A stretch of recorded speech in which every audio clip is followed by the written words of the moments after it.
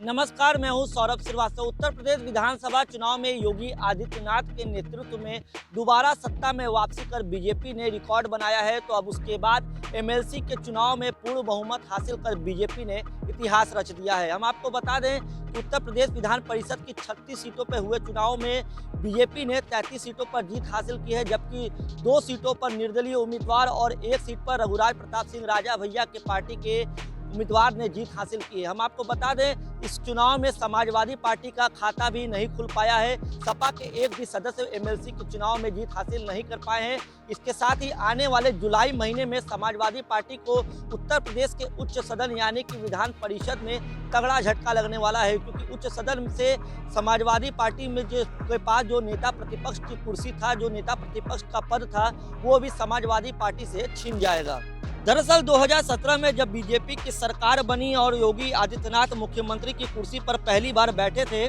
उस समय विधान परिषद में बीजेपी के सिर्फ 7 सदस्य हुआ करते थे और सपा प्रचंड बहुमत के साथ विधान परिषद में सबसे बड़ी पार्टी थी। लेकिन योगी आदित्यनाथ के नेतृत्व में बीजेपी का यूपी में लगातार जनाधार बढ़ता रहा और 2017 के बाद राज्य में जैसे जैसे एमएलसी के चुनाव होते गए, विधान परिषद में लगातार बीजेपी के सदस्यों की संख्या बढ़ती रही। इसके पीछे की वजह ये भी रही, कई बार सपा के सदस्यों का कार्यकाल पूरा हो गया तो कई बार सपा के सदस्यों ने इस्तीफा दिया, जिसके चलते विधान परिषद में बीजेपी का कद लगातार बढ़ता रहा।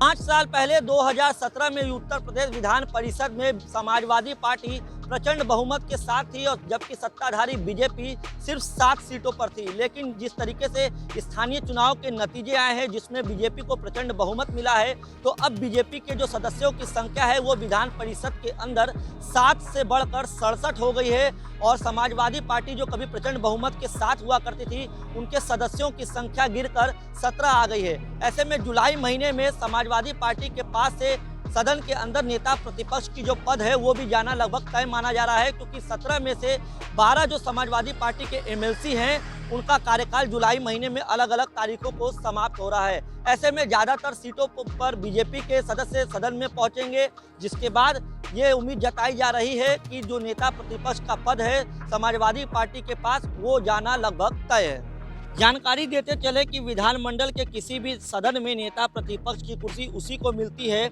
जो विपक्ष में सबसे बड़ा दल होता है, लेकिन इसके लिए किसी भी राजनीतिक दल के पास न्यूनतम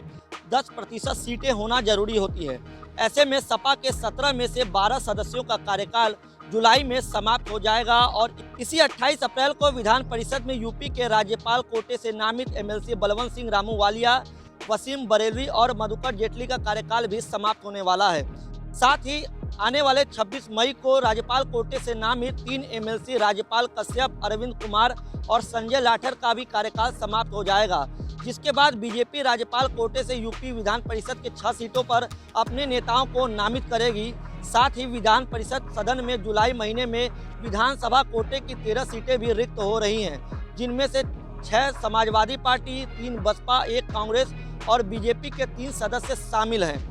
इस बार आगामी जुलाई महीने में 5 सदस्य समाजवादी पार्टी के सिर्फ संविधान परिषद में बचेंगे। गौरतलब है कि उत्तर प्रदेश विधानसभा में 403 और विधान परिषद में 100 सदस्य होते हैं, जो अलग अलग 5 कोटे से चुनकर जाते हैं, जिनमें से 36 सीट स्थानीय निकाय चुनाव से, 8 सीट शिक्षक निर्वाचन और 8 सीट स्नातक निर्वाचन से चुने जाते हैं, जबकि राज्यपाल कोटे से 12 एमएलसी जो होते हैं वो नामित होते हैं और 36 सीट जो होती है वो विधानसभा कोटे से एमएलसी बनते हैं। यानी कि जो विधानसभा का जो कोटा होता है विधान परिषद के लिए वो 36 होता है, जिनमें ज़्यादातर सत्ताधारी पार्टी के जो 36 एमएलसी सीट होती है जो विधान परिषद पहुंचती है, वो इस तरीके से देखा जाए तो अब विधान परिषद में बीजेपी बहुमत के साथ आ गई है और समाजवादी पार्टी जो कभी नेता प्रतिपक्ष हुआ करती थी, अब उसके पास से वो पद भी जाने वाला है। तो जिस तरीके से उत्तर प्रदेश में लगातार बीजेपी का पैराग्राफ बढ़ रहा है और योगी आदित्यनाथ के नेतृत्व में सरकार काम कर रही है, अब उसका असर ये देखने को मिल रहा है कि उत्तर प्रदेश के उच्च सदन में भी बीजेपी प्रचंड बहुमत के साथ अपना इतिहास बना चुकी है।